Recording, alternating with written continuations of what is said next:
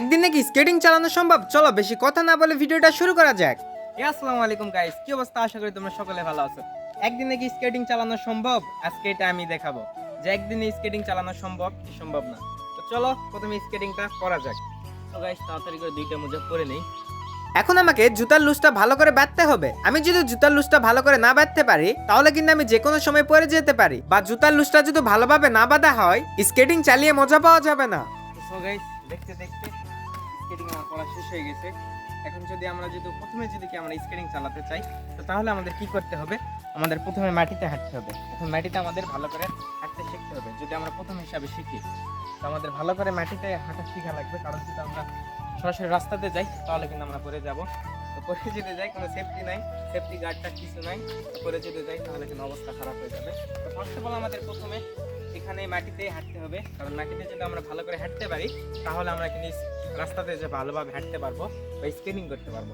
তো এখন আমরা এখানে একটু কিছুক্ষণ হাঁটে নেই, কারণ আমরা অনেক দিন দীর্ঘ 4-5 মাস স্কেটিং করি নাই বিধায় ভালো করে হাঁটতে হবে। যদি আমরা হাঁটতে না পারি তাহলে তো বললাম আমি রাস্তায় যে পড়ে যাবো। তো ভালো করে একটু হাঁটি আর একটু এখন দৌড়ে নেই, দেখি পারি নাকি।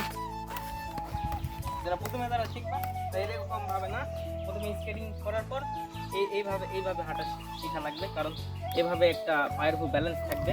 আর সরাসরি যদি একবারে দাঁড়ায় যাও তাহলে কিন্তু করে যাওয়া লাগবে। তো চলো রাস্তাতে যাওয়া যাবে। তো এখন আমরা রাস্তাতে যাবো। যদি আমরা প্রথমে স্কেটিং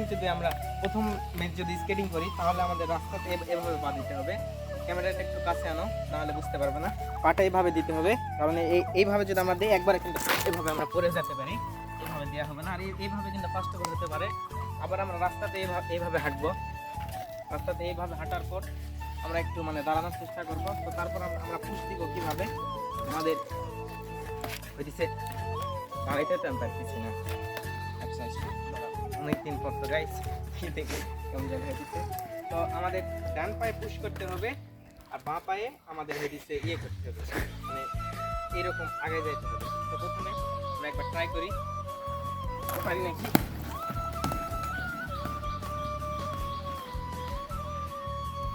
মারাতে হবে আর ব্রেকটা মারা লাগবে মাঝখানে ডান পায়ে এভাবে হালকা করে হালকা করে আমাদের পাটা একটু বাঁকা করতে হবে। যদি আমরা একবারে বেশি বাঁকা করে ফেলি তাহলে সোজা রাস্তাতে চলে যাবো।